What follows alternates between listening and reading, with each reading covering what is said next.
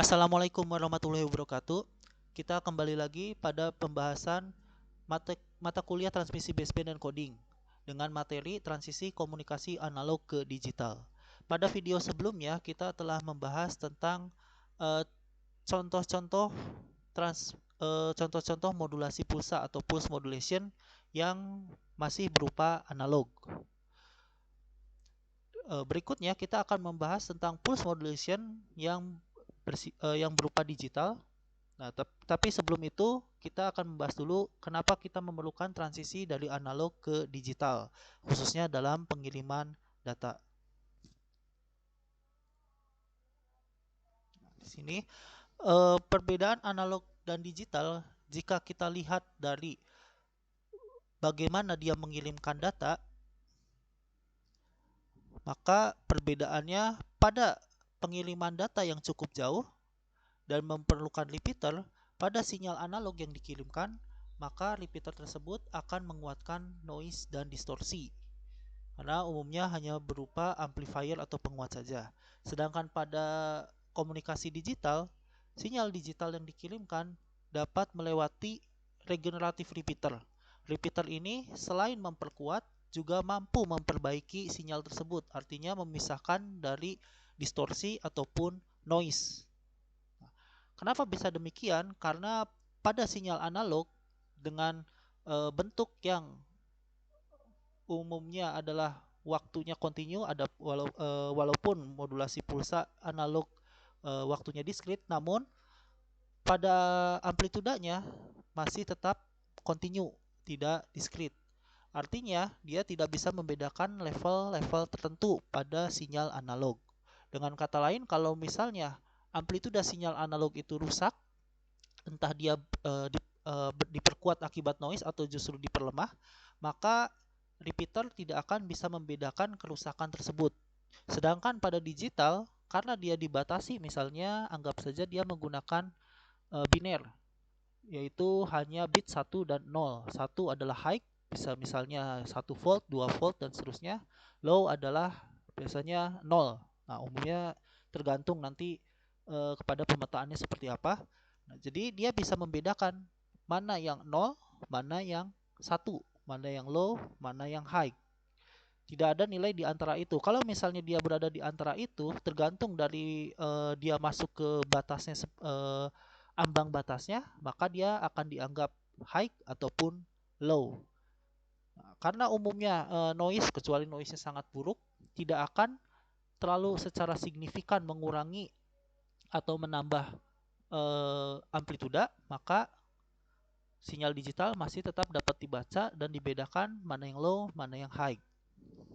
Itu dalam kasus repeater untuk memperpanjang jarak transmisi. Dalam hal lainnya, misalnya digital, komunikasi digital itu memang didesain untuk bisa menahan noise dan juga distorsi. Tadi sudah disebutkan seperti apa contohnya. Dengan mengubah amplituda menjadi diskrit dan menentukan level-level tertentu, sinyal digital tidak terlalu rentan terhadap noise yang mengubah amplituda. Nah, komunikasi digital pun dirancang agar dapat mampu mendeteksi error. Ini umumnya nanti ada metodenya untuk mendeteksi error. Ada kode tertentu, dia bisa disisipkan suatu bit-bit tertentu. Nah, bit-bit ini bisa berupa pengulangan atau uh, suatu bentuk tertentu kodenya. Nah, di sini dia nanti bisa melihat atau membandingkan antara penambahan bit dengan bit yang menjadi isinya tersebut atau yang dikirimkan. Nah, kalau misalnya terjadi beda informasi antara yang uh, bit yang dikirimkan dengan informasi yang diberikan pada penambahan bit tersebut, maka dia dianggap ada error. Beberapa metode atau beberapa teknik memungkinkan untuk memperbaiki error tersebut. Berikutnya juga menambah keamanan dengan enkripsi. Jadi bisa diubah setelah dipetakan bit-bit tersebut lalu dienkripsikan menjadi bentuk yang lain. Sehingga walaupun sinyalnya tersebut diambil oleh orang atau dicuri, disadap oleh orang, maka selama dia tidak memiliki kuncinya, dia tidak akan bisa mengambil informasi yang berada di dalamnya. Nah, sebelum masuk ke modulasi digital, kita akan masuk ke kuantisasi. Seperti yang tadi saya sebutkan bahwa pada modulasi digital, amplituda itu dibatasi nilainya menjadi beberapa level saja, atau bahkan untuk biner hanya menjadi 2 level saja, yaitu low dan high. Nah, pembatasan level ini disebut sebagai kuantisasi. Nah, untuk kuantisasi, nah ini adalah proses untuk mengubah amplituda sinyal menjadi discrete.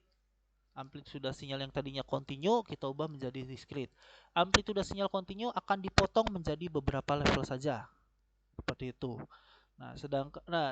Kenapa sih kita boleh memotong amplituda level? Nah, misalnya anggap aja kita ingin melakukan kuantisasi pada sinyal suara.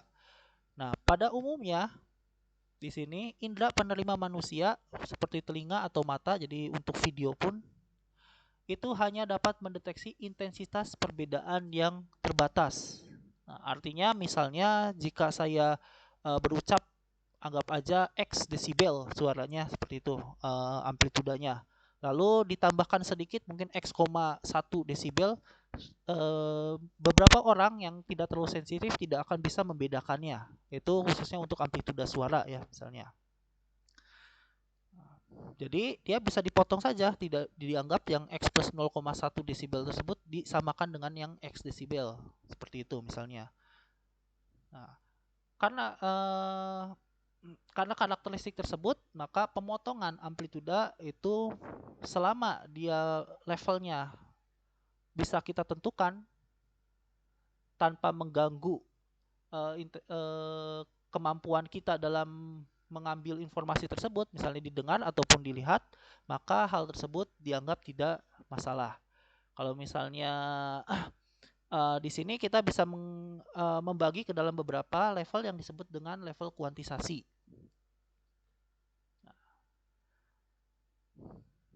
Kita masuk ke modulasi pulsa digital, yaitu contohnya adalah Pulse Code Modulation atau PCM.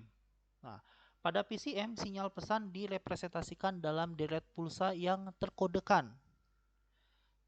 Jadi dikirimkannya itu pulsanya sudah dikodekan. Biasanya pulsa yang dikirimkan itu sifatnya adalah biner.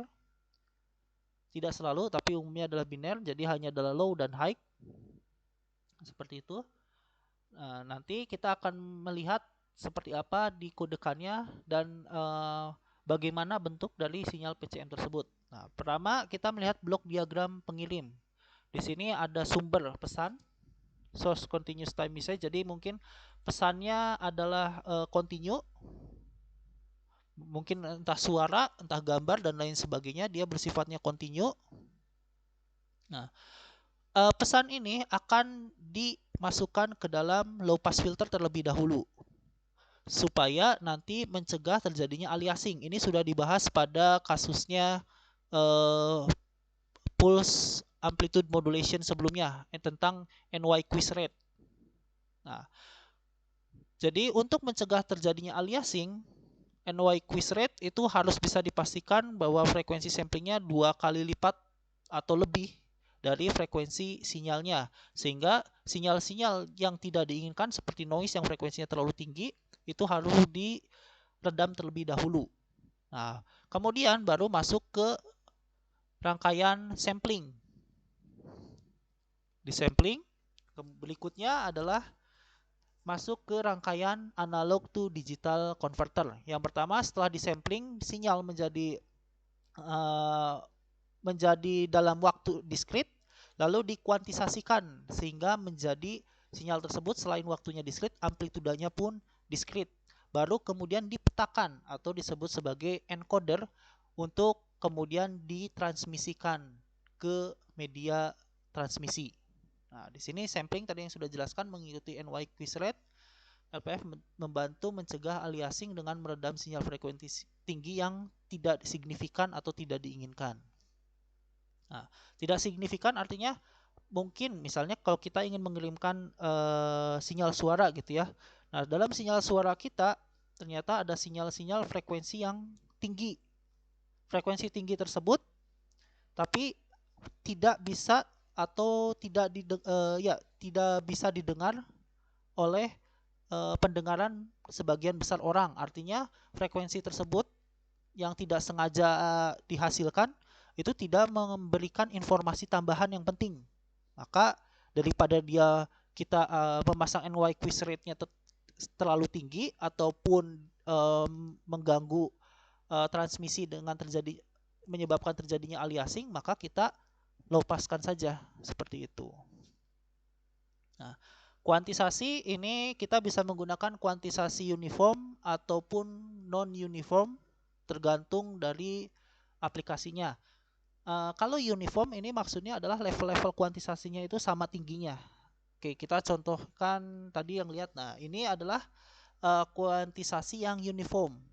Nah, jadi setiap nilai ini memiliki level atau beda yang sama, tingkatnya sama besarnya. Nah, untuk yang kiri disebut mid rate karena dia berada di tengah nol ini, sedangkan yang ini adalah mid rise karena perpindahannya berada di atas nol yang ini. Nah, ini sama. Jadi bisa misalnya ini bedanya adalah 0,2, 0,2, 0,2 dan seterusnya. Nah, kalau yang uniform ini bisa berbeda. Jadi misalnya di sini 0,2 bedanya 0,2 tapi yang di bawah adalah misalnya 1 gitu. Kenapa kita memerlukan yang uniform? Karena misalnya dalam beberapa kasus, contoh kita ingin merekam suara di acara debat, misalnya debat pemilihan presiden Amerika kemarin. Nah, rata-rata level suara yang dikeluarkan oleh entah itu MC ataupun orang yang sedang debatnya itu memiliki level suara yang relatif tinggi dibandingkan suara bisik-bisik yang rendah. Nah, karena yang suara bisik-bisik yang rendah itu ya masa lagi debat bisik-bisik artinya dia tidak menyimpan informasi yang terlalu berharga atau terlalu penting.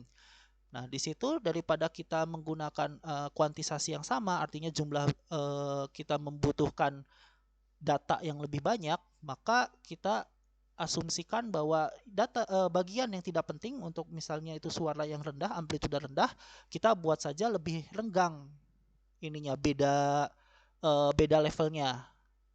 Lebih renggang. Mungkin hasilnya akan jelek di bagian itu ataupun nanti pada saat kita kembalikan lagi ke sinyal aslinya bisa tidak terdengar. Tapi karena diasumsikan bahwa informasi-informasi pada level amplitude itu tidak penting, maka ya tidak apa-apa hilang juga seperti itu. Nah, itu karena nanti level kuantisasi itu sangat mempengaruhi bandwidth, lebar bandwidth atau banyaknya data yang dikirimkan, maka pemilihan level kuantisasi pun akan sangat penting. Level kuantisasi yang terlalu rendah, misalnya untuk uniform, maka artinya banyak amplitude atau informasi amplitude yang dipotong. Gitu. Tapi jumlah bitnya atau nanti jumlah data yang dikirimkan akan lebih rendah. Nah, itu adalah trade-off-nya. Kalau ingin kualitasnya baik, tentu level kuantisasi harus tinggi pada saat nanti pada kuantisasi. Tapi nanti ukurannya atau jumlah informasi yang dikirimkan itu akan menjadi sangat banyak. Nah, berikutnya sinyal keluaran kuantisasi akan dilakukan pemetaan atau encoding. Pemetaannya ini misalnya kita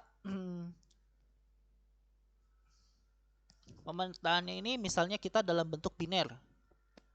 Artinya nanti dipetakan dalam 0 atau 1. Nah, proses encoding itu akan membantu menghandalkan sinyal terhadap noise, interferensi, dan juga distorsi ataupun redaman kanal lainnya. Nah, jadi misalnya gini, kita menggunakan encodingnya biner, 0 atau 1. Maka kode binernya itu adalah 2 pangkat R. R ini tergantung nanti levelnya atau jumlah bitnya.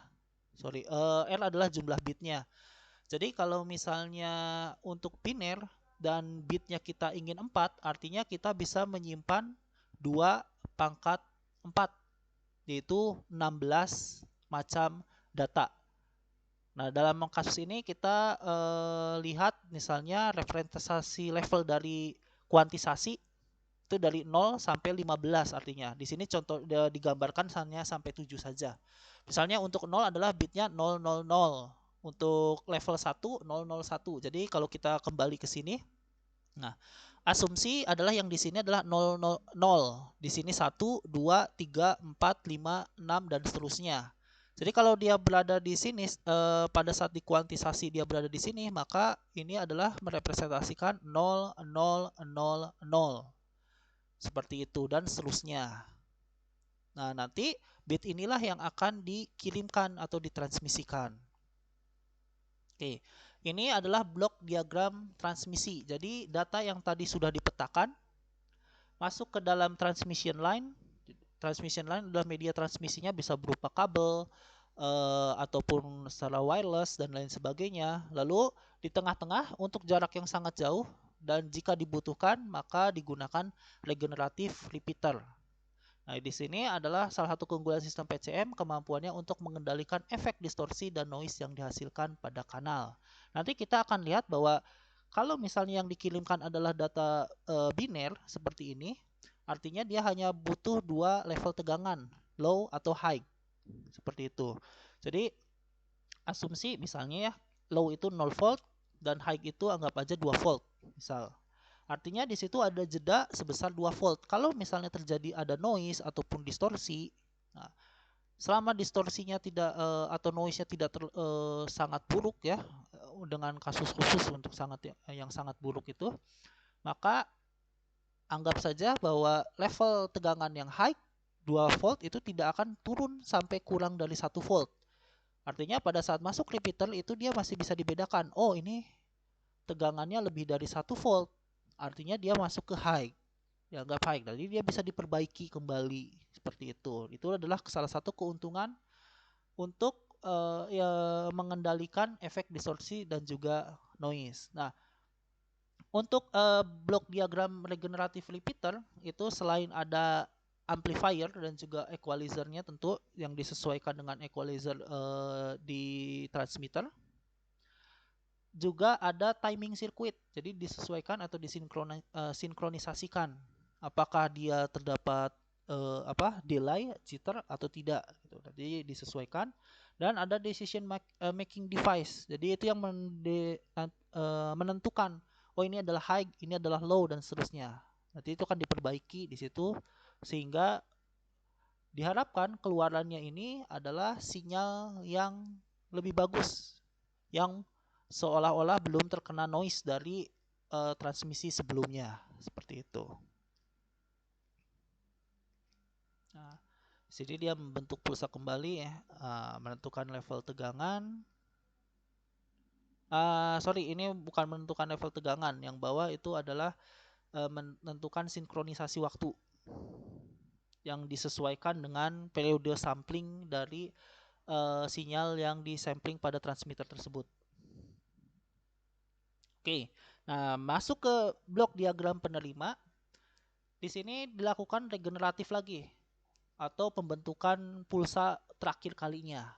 Baru kita petakan kembali dengan cara menjumlahkan code word dengan pembobotnya. Jadi kalau misalnya tadi ada 4 bit, berarti kan yang depan, nah itu yang paling awal artinya adalah bagian awal itu berarti bagian LSB-nya ya, LSB di signifikan bitnya. Nah, seperti itu. Nanti dibobotkan 2 pangkat 0, 2 pangkat 1, 2 pangkat 2, 2 pangkat 3. Nah, kalau untuk 4 bit. Setelah gitu, maka didapatkanlah level tegangan sesungguhnya. Apakah 1, 2, 3, 4, 5, sampai 15 kalau untuk 4 bit. Nah, kemudian sinyal akan direkonstruksi menjadi estimasi sinyal asal.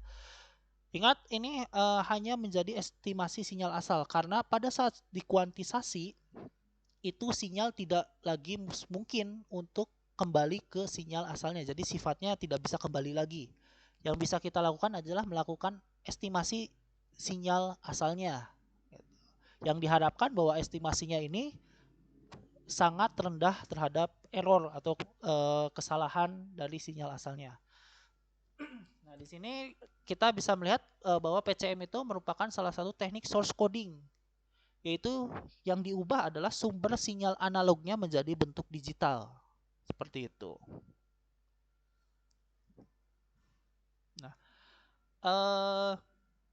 di sini PCM, pulse code modulation. Nah, berikutnya ada delta modulation. Nah, jadi untuk PCM itu tadi kita lihat operasinya sangat banyak. Kita bisa melihat dari blok diagram transmitter, quantizer, encoder,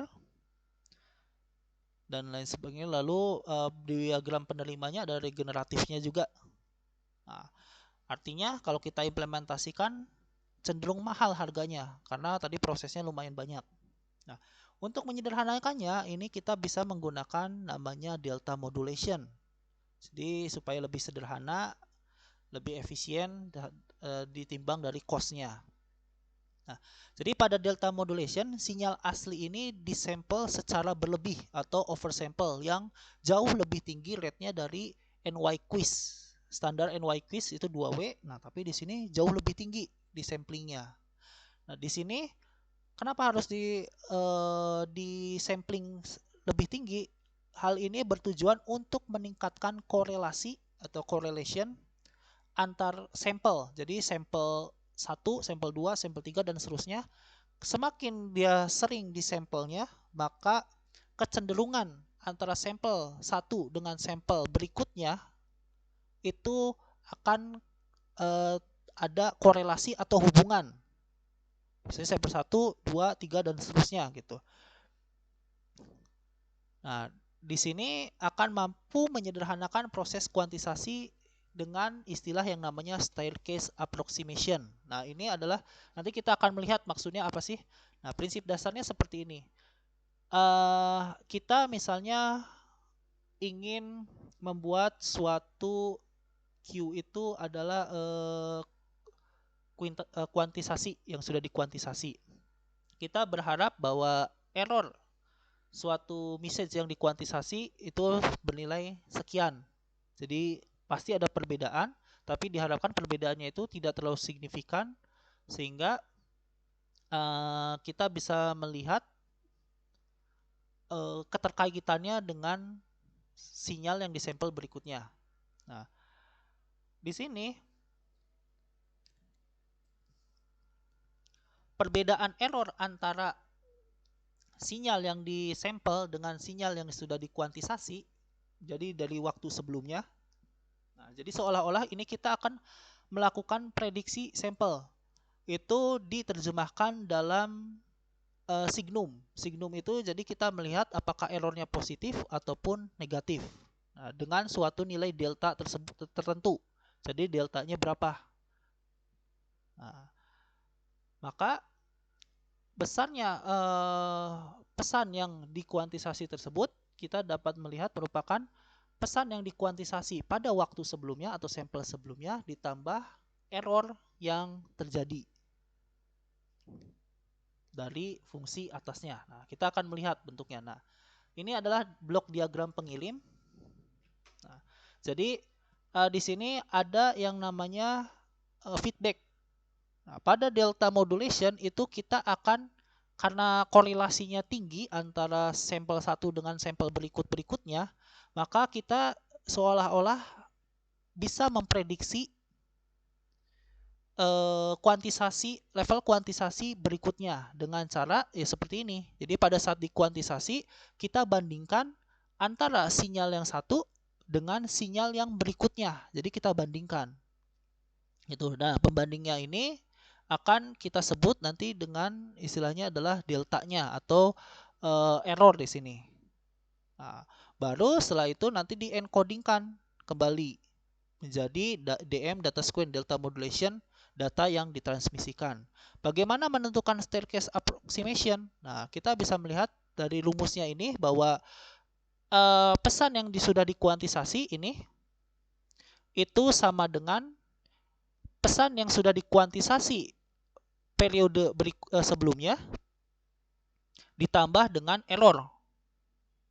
Nah, kalau kita melihat periode-periode berikutnya, maka kita lihat pesan akan terus seperti ini, dan kita bisa melihat bahwa ini hanyalah sebenarnya penjumlahan error dari setiap periode. Jadi misalnya sinyal yang disampel pada periode pertama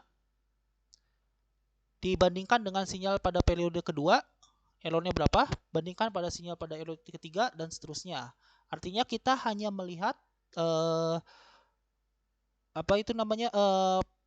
pesan berikutnya atau prediksi pesan yang tersampel berikutnya itu terkuantisasi adalah melihat dari error atau perbedaan antara periode 1 dengan periode berikutnya. Nah, kita lihat. Jadi contohnya seperti ini. Nah, ini sinyalnya seperti ini, sinyal pesan aslinya. Nah, lalu kita gunakan staircase approximation. Jadi kita tidak menggunakan kuantisasi seperti yang sebelumnya. Nah, caranya pertama dia di set dulu dari awalnya adalah di sini 0. Nah, lalu dia dibandingkan antara level 0 ini dengan sinyal aslinya. Lihat, kalau dia lebih tinggi artinya dia plus delta, jadi ditambah dengan delta, maka dia naik. Nah, kalau plus delta artinya dia bitnya adalah 1. Seperti ini. Nah, berikutnya dia akan membandingkan lagi pada TS berikutnya dengan yang tadi hasil kuantisasi dengan sinyal aslinya. Nah, ini karena mungkin sedikit tidak kelihatan, tapi di sini dinyatakan bahwa level kuantisasi ini lebih tinggi dibandingkan sinyal aslinya, maka dia akan turun sejauh delta juga, minus delta, karena minus dia adalah 0. Nah, pada periode berikutnya, periode sampling berikutnya dia akan membandingkan dengan sinyal aslinya. Karena dia lebih rendah, kita lihat lebih rendah, maka kuantisasi ini harus meningkatkan sejauh delta. Berikutnya juga meningkatkan sejauh delta, meningkat lagi sejauh delta, dan meningkat terus sejauh delta. Maka di sini adalah 1, 1, 1, 1 sebanyak 4 kali, kemudian dia turun. Nah, maka didapat bit yang ini. Nah, jadi setiap pesan kuantisasi tersebut dibandingkan dengan pesan aslinya pada periode berikutnya. Oke. Ini adalah ilustrasi delta modulation. Nilai delta ini adalah tertentu. Jadi ditentukan dan nilainya selalu sama, konstan untuk setiap pengkodean, untuk setiap sistem. Jadi tidak bisa berubah-ubah deltanya. Oke. Next. Nah, ini ya, naik, dan seterusnya. Nah, sehingga blok diagram pengirim ini bisa ini penerima, ini berarti low pass filter decoder. Ini untuk penerima ya, blok diagram penerima, bukan pengirim. Jadi untuk blok diagram penerimanya ini bisa lebih disederhanakan. Deret data dari delta modulation yang sudah diterima didecoderkan terlebih dahulu, jadi diterjemahkan terlebih dahulu pembobotannya tadi, sehingga terlihat level amplitudanya. Kemudian di akumulator, jadi dijumlahkan dengan informasi dari sinyal sampel sebelumnya. Setelah itu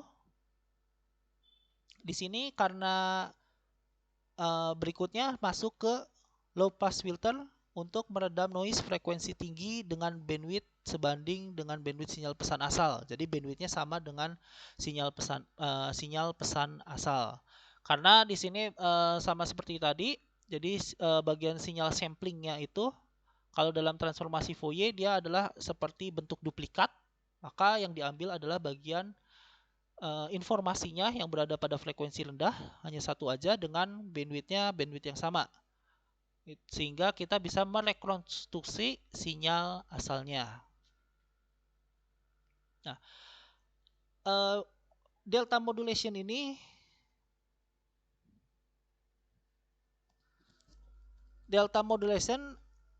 bukan terhindar dari masalah ya. Dia memiliki yang namanya kesalahan kuantisasi. Ini diakibatkan dari kemampuan delta modulation dalam melakukan kuantisasi sinyal asli. Nah, tadi kita sudah melihat ya bahwa untuk mensampel oversampling dia menggunakan periode sampling tertentu dan juga besarnya level delta tertentu. Nah, ada dua kesalahan kuantisasi yang terjadi pada delta modulation. Yang pertama adalah slope overload distortion dan yang kedua adalah granular noise. Nah, untuk yang pertama, slope overload distortion ini terjadi akibat perubahan sinyal, amplituda sinyal yang sangat rapid atau sangat cepat. Perubahan sinyal secara signifikan yang sangat cepat. Akibatnya periode sampling ini pada saat melakukan kuantisasi dia tidak bisa mengejar si pesan asalnya. Jadi dia lambat. Nah, seharusnya dia sudah berada di atas, ternyata dia lambat seperti ini. Dan ini juga diakibatkan nilai deltanya itu yang bisa dibilang tidak terlalu besar, artinya dia tidak bisa mengejar gitu. Kalau deltanya lebih tinggi, mungkin masih bisa mengejar. Nah, cara untuk menghindari slope overload distortion itu rasio delta per TS harus cukup besar. Artinya delta besar dan TS-nya pun dibuat atau periodenya dibuat sangat kecil. Seperti itu. Nah, sedangkan granular noise ini diakibatkan oleh delta yang terlalu besar padahal perubahan sinyal asli itu sangat kecil. Nah, ini kita bisa lihat bahwa ini besarnya delta karena delta tidak bisa diubah banyak gitu ya. Jadi delta tidak bisa berubah, dia harus selalu tetap pada satu sistem. Nah, ternyata ini berubahnya sangat kecil, tapi penurunan delta ini menjadi sangat besar. Nah, akibatnya ini terjadi distorsi yang harusnya mungkin sinyal pesannya ada di sini. Nah, nanti dibacanya bisa lebih rendah, jadi turun. Nah, itu adalah distorsi. Granular noise dapat diatasi dengan delta diperkecil. Nah, atau bisa juga ini dibuat adaptif. Biasanya adaptif tadi cukup kompleks gitu kalau ingin dibuat adaptif. Jadi bisa saja dia diubah delta, tapi akan cukup kompleks. Nah, pemilihan delta dan TS atau periode sampling ini sangat penting untuk menghindari slope overload distortion ataupun granular noise. Nah, berikutnya kita masuk ke diferensial PCM. Pada modulasi pulsa digital, jika melakukan sampel sinyal suara atau video dengan rate yang sedikit lebih tinggi dari NY quiz rate, jadi kita sampel suara atau video, sinyal hasil sampling memiliki tingkat korelasi yang tinggi antara sampel yang berdekatan. Nah, ini sebenarnya sedikit berlawanan ya dari delta modulation tersebut. Kalau delta modulation memang kita cari korelasinya, tapi kalau misalnya PCM, pulse cold modulation, itu justru kalau terlalu tinggi korelasinya, maka sinyal tersebut tidak terlihat perubahannya secara drastis dari sampel satu ke sampel berikutnya. Jadi nanti bisa diperkirakan bahwa ada informasi-informasi yang redundan. Misalnya dia tidak berubah gitu. Pada sampel satu dengan sampel lain tidak ada perubahan. Nah, itu akibat tingkat korelasi yang terlalu tinggi. Berarti redundansi ini berarti simbol yang tidak terlalu penting untuk transmisi dihasilkan pada proses encoding. Nah, ini artinya informasi yang ditransmisikan itu yang pentingnya beberapa itu tidak penting. Jadi kalaupun tidak ada, itu tidak akan mengurangi nilai informasinya. Seperti itu. Nah, menghilangkan redundansi tersebut sebelum encoding akan menghasilkan sinyal encoding yang lebih efisien. Berarti nanti bisa lebih hemat bandwidth-nya. Nah, ini jadi caranya adalah kita dengan melakukan atau memasang yang namanya adalah prediction filter. Nah, misalnya kita punya nilai error, nanti ini akan dibandingkan antara sinyal sampel 1 dengan sinyal sampel berikutnya.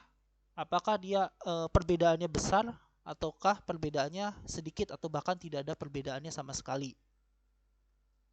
Di sini MT adalah sinyal pesan dengan sampling rate Fs sama dengan 1/TS. Dan ENTS adalah perbedaan atau prediksi error antara sampel masukan MNTS dengan prediksinya M tuple NTS. Nah, sebenarnya kalau kalian lihat ini bentuk blok diagram pengirim ini mirip dengan blok diagram tadi delta modulation. Bedanya kalau delta modulation di sini adalah delay, jadi hanya delay, sedangkan di sini adalah prediction filter. Nanti kita akan membahas prediction filter itu terdiri dari rangkaian apa. Nah, jadi hasil keluaran kuantisasi ini adalah ENTS, itu nilainya akan sama dengan EQ ya, kuantisasi adalah ENTS ditambah QNTS. QNTS ini adalah error kuantisasi. ENTS adalah error dari pesan yang tadi, sedangkan EQ adalah error nilai sinyal, perbedaan sinyal yang dikuantisasi. Sedangkan MQNTS itu adalah yang ini. Nah, jadi pesan yang dikuantisasikan itu akan sama dengan mTOPL NTS ditambah EQ NTS. Nah, kalau kita substitusikan EQ NTS dengan yang di atasnya, maka kita dapatkan MQ NTS atau pesan yang dikuantisasi pada periode tertentu. Nah, ini besarnya adalah MNTS, pesan yang baru disampling belum dikuantisasi ditambah dengan error kuantisasi. Nah, jika prediksinya baik, maka daya rata ENTS akan lebih rendah dari daya rata MNTS. Nah, ini jadi kalau misalnya prediksinya baik, maka kalau ada informasi yang redundan, itu dia tidak akan dikirimkan. Jadi menghilangkan informasi yang redundan. Sehingga daya rata yang dihasilkan akan lebih rendah dibandingkan PCM yang konvensional tanpa melihat informasi yang redundan. Nah, ini adalah blok diagram penerima. Ini juga mirip, jadi terdapat prediction filter. Decoder masuk ke decoder, kemudian ada prediction filter. Decoder untuk membentuk ulang pulsa, pulsa shaping. Nah, lalu di prediction filter itu untuk membalikan pembobotannya menjadi sinyal yang telah dikuantisasi, baru sinyal yang disampling, baru di low pass untuk menghilangkan sinyal dengan frekuensi yang tinggi. Nah, rangkaian prediction filter itu dapat diimplementasikan dengan tape and delay line filter. Ini ada kesalahan, atau discrete time filter. Jadi ini di delay terus baru kemudian dijumlahkan. Nah, di sini kita bisa melihat bahwa delta modulation pun di bagian ininya adalah delay, tapi delaynya hanya sekali. Sehingga bisa dikatakan nanti delta modulation adalah sebenarnya sama seperti diferensial PCM, hanya ordenya itu adalah order yang terendah gitu. Hanya menggunakan sistem DM 1 bit atau 2 tingkat saja. Blok diagram DPCM mirip dengan delta modulation dengan perbedaan pada tadi sistem delta modulation menggunakan 1 bit karena hanya ada satu delay atau 2 tingkat quantizer. Quantizernya dia hanya 2 bit yaitu delta saja. Nah, sedangkan prediction filternya pada delta modulation hanya menggunakan satu elemen delay atau prediksi order 0. Jadi dengan kata lain DM adalah versi 1 bit dari diferensial PCM, 1 bit, 0 atau 1, 2 tingkat. Nah, secara keseluruhan mengenai performa noise dan distorsi, diferensial PCM seperti layaknya DM itu berpotensi mengalami slope overload distortion. Seperti tadi ya, jika sinyal masukan berubah secara drastis. Dan seperti PCM, DPCM juga mengalami noise pada proses kuantisasi. Seperti itu. Nah, tadi kita sudah masuk kepada source code. Nah, berikutnya kita akan masuk kepada line code. Line code itu adalah berarti yang akan dikirimkan. Pada saat dia keluar dari encoder di sini dan akan siap ditransmisikan, maka encoder ini dia harus memetakannya terlebih dahulu agar bisa dikirimkan pada suatu media. Biasanya nanti dikirimkan dalam bentuk listrik atau elektrik. Nah, line code pada PCM delta modulation ataupun DPCM merepresentasikan teknik ini untuk pengkodaan sumbernya ya. Nah, tapi untuk pada saat pengirimannya itu akan mengirimkan direct biner pada keluaran tadi encodernya. Sebuah line code dibutuhkan untuk merepresentasikan sinyal listrik. Nah, ini adalah beberapa contoh line code yang dapat digunakan. Yang pertama adalah on-off signaling, on-off, low-high, low-high, nah seperti itu. Ada NRZ atau non-return to zero, ada juga return to zero atau RZ, bipolar return to zero, Manchester code, dan differential encoding. Nah, perbedaannya kita melihat di sini. Misalnya kita punya yang keluar dari encoder adalah 100101110. Kita lihatnya dari biar gampang kita lihatnya dari sebelah kiri ke kanan, 01101001. Nah, pada on off signaling 0 maka akan direpresentasikan oleh bit 0. Amplituda 0. Yang satu itu amplituda high, entah misalnya 2 volt, 3 volt, 4 volt, 5 volt tergantung dari kebutuhannya. Jadi kalau misalnya selama 0 gitu, selama satu periode itu dia akan periode sampling dia akan berada pada 0. Pada 1 dia akan langsung naik, dan satu periode dia akan pada high. Nah, untuk non return to zero maka 0 itu merepresent 0 itu berarti dia di bawah sini, bawah. Nah, jadi dia seperti on off tapi mulainya tidak dari 0 tapi dari minusnya. Jadi ini minus A ke A. Untuk 0 adalah bagian minusnya, misalnya minus 2. Lalu 1 adalah 2 dan seterusnya. Nah, itu adalah non return to zero. Nah, sedangkan untuk return zero, seperti namanya, dia kembali ke 0. Nah, dia akan selalu kembali ke 0. Dan untuk 1, nah dia setengah periode dia berada pada 1, dan setengah periode berikutnya dia akan kembali ke 0. Jadi kalau 0 dia akan tetap selama satu periode itu tetap 0. Tapi kalau 1 dia akan naik dulu ke high selama setengah periode, kemudian turun lagi. High, turun lagi.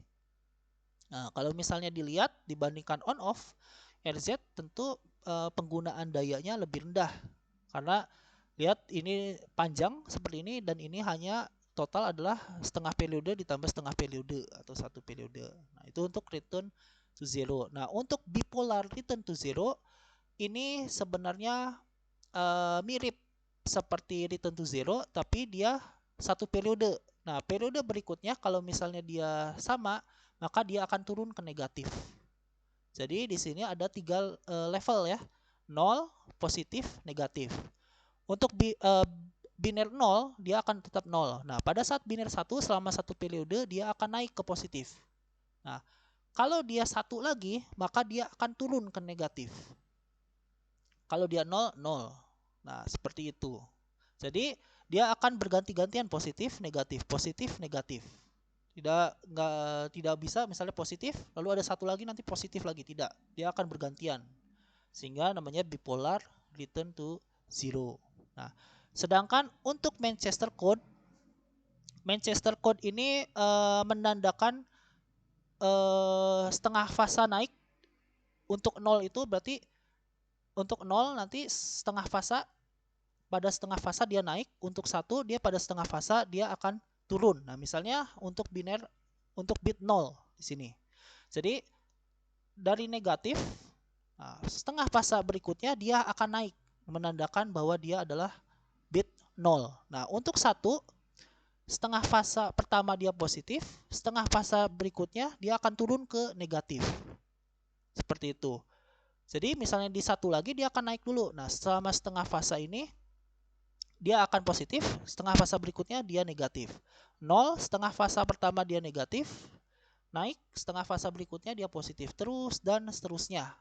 0. Jadi selalu seperti itu. Makanya nama lainnya adalah split phase. Jadi fasanya dibagi 2 untuk satu periode tersebut. Nah, untuk differential encoding itu dia melihat dari bit sebelah mana, tergantung dari referensi bitnya. Nah, kalau 0 dia akan berubah. Jadi misalnya awalnya high. Nah, pada saat 0 dia akan menjadi low. 1 dia tidak akan berubah. Ketemu bit 0 dia akan berubah dari low ke high. Nah, 1 dia tidak akan berubah selama satu periode. Nah, pada saat dia ketemu 0 lagi dia akan berubah dari high ke low. Nah, ada 0 lagi dia berubah dari low ke high. Jadi untuk differential encoding, di sinyal itu akan berubah kalau bit 0. Berubahnya adalah ya kebalikannya aja. Kalau dari awalnya high maka menjadi low, kalau dari awalnya low maka menjadi high. Jadi tergantung dari referensi bit awalnya, ini bisa saja kita menuliskannya terbalik gitu ya. Jadi kebalikannya. Oke, saya rasa materinya sudah cukup sampai di sini. Jadi terima kasih atas perhatiannya. Assalamualaikum warahmatullahi wabarakatuh.